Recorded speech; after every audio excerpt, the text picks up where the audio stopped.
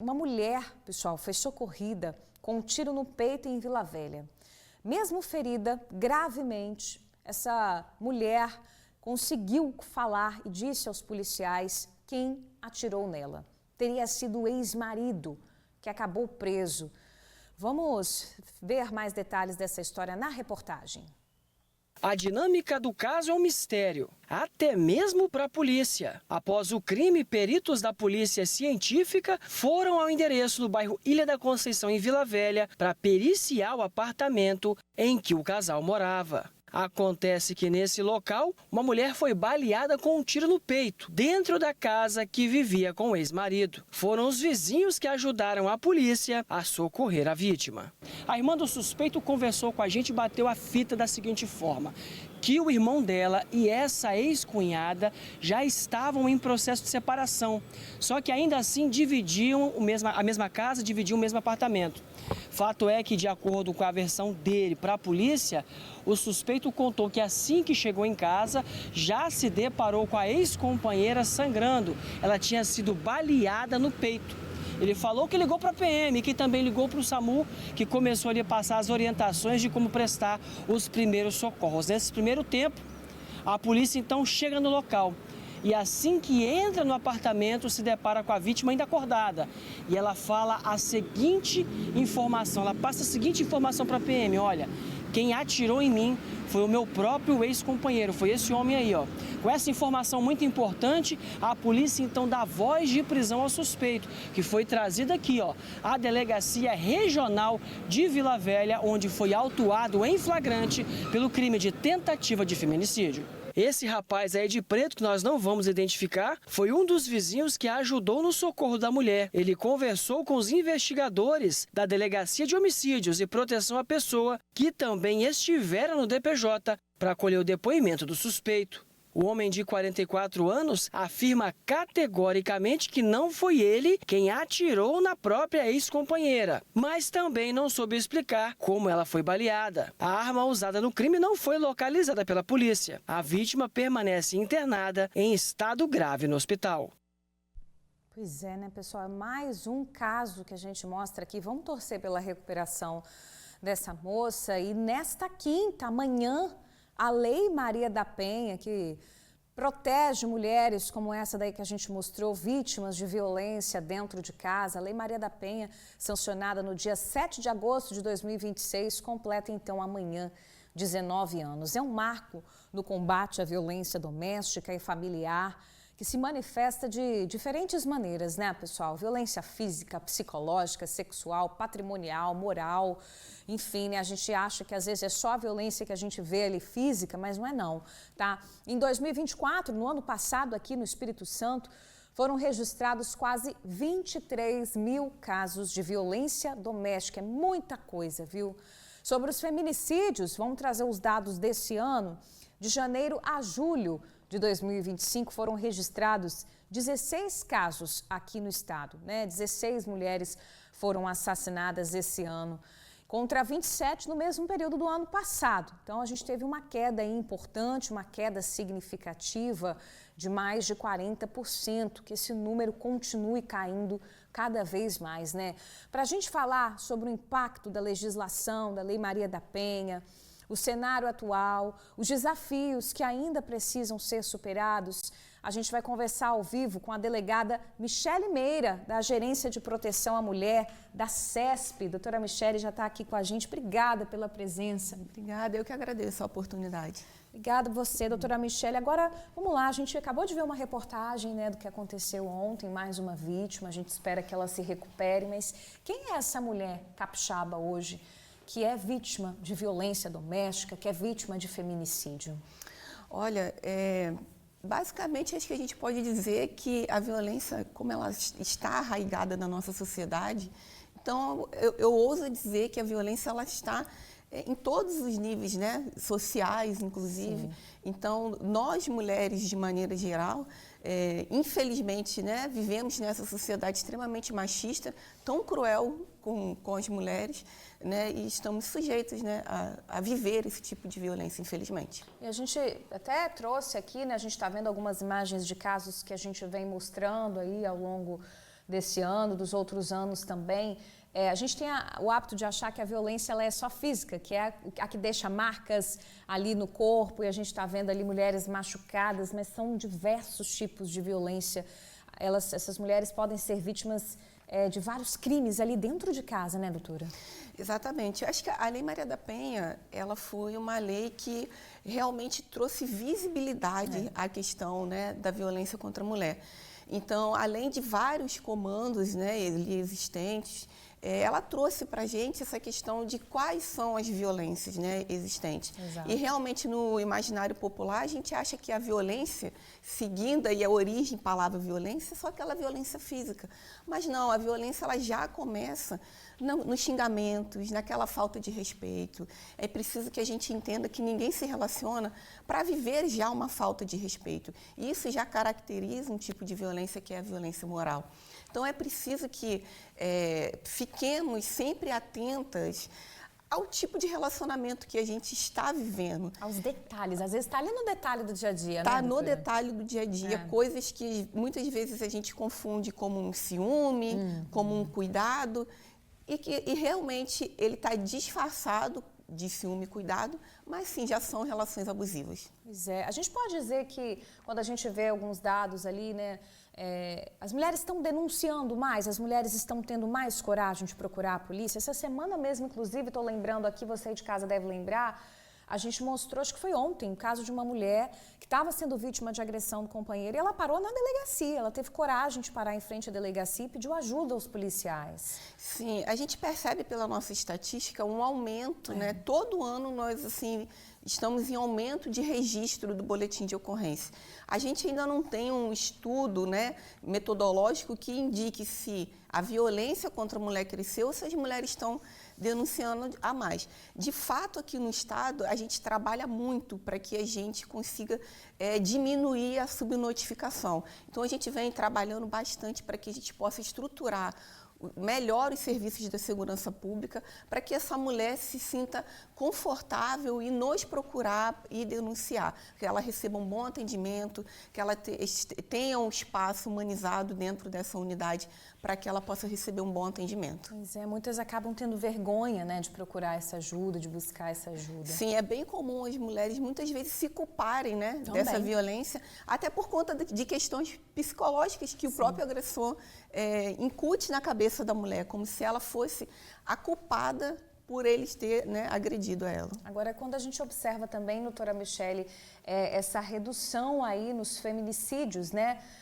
Esse ano, uma redução significativa, mais de 40%, que continue assim. O que a gente pode apontar aí, se dá para apontar algo que explique, justifique essa redução aqui no Estado? Olha, a gente vê, claro, esse dado, né, bom, mas também com cautela, porque a gente entende que a gente, como eu falei aqui, né, a gente tem ainda uma sociedade extremamente machista, mas assim, existe um trabalho, né, sendo feito. O Estado do Espírito Santo ele avançou demais, né, no combate aí, ao enfrentamento à violência contra a mulher. Muitas políticas públicas colocadas em funcionamento, muitas ainda também para iniciar. A gente estruturou, só para, né, a gente tem um exemplo aqui no Estado, foi criada a Secretaria da Mulher, que para a gente foi extremamente importante, porque hoje a gente tem um organismo público que ele articula a política contra a mulher.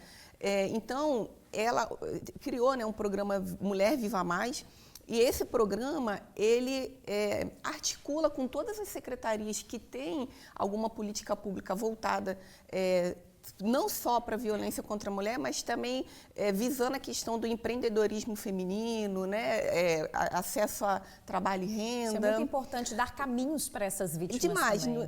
E eu acredito muito que a gente só vai mudar a questão da violência contra a mulher também com esse tipo de política pública, não só a política pública punitiva. A gente precisa evitar que esse tipo de delito ele ocorra. A gente precisa mudar a nossa sociedade, a forma como os homens tratam e enxergam a mulher na nossa sociedade.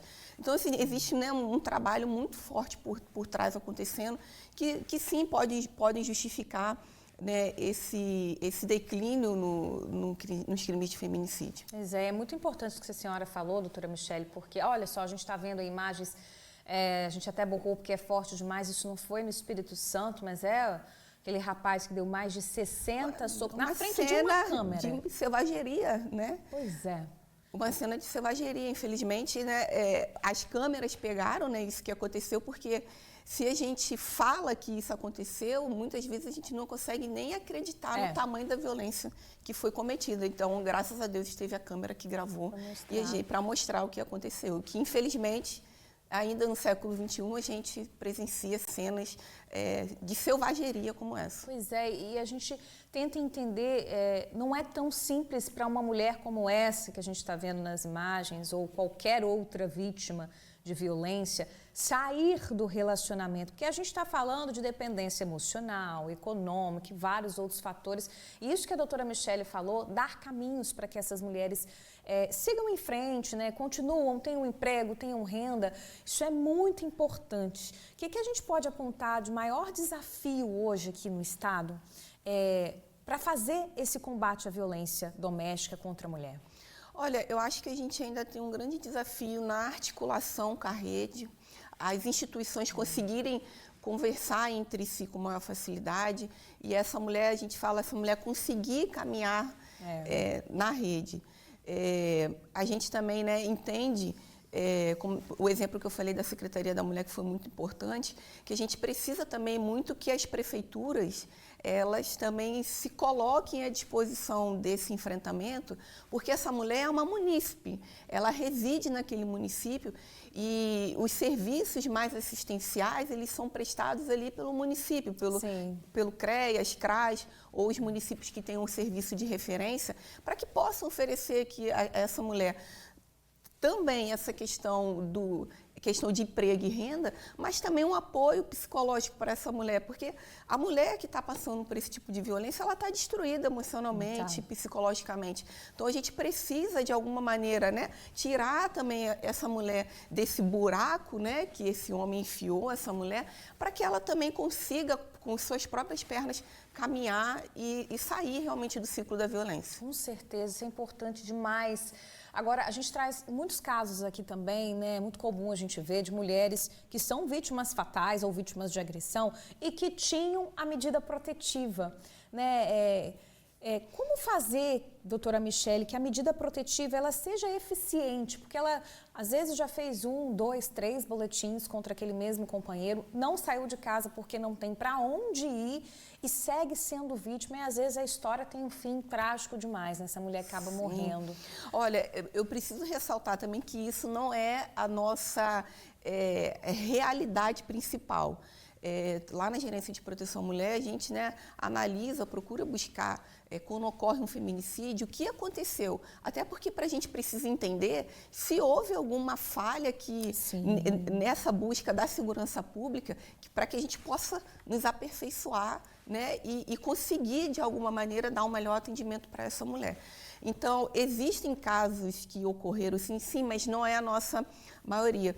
A medida protetiva ela é extremamente importante, a busca da polícia ela é extremamente importante. Não deixe de fazer. É nesse momento que a gente pode incluir, né, a mulher nos programas. E aí eu vou dar um exemplo aqui, como o programa Patrulha Maria da Penha, né, que ele foi recentemente, no início do ano, transformado numa companhia independente, a Companhia Independente da Mulher, a CIMU, que trabalha, né, agora vai ter uma abrangência melhor, uma estruturação melhor.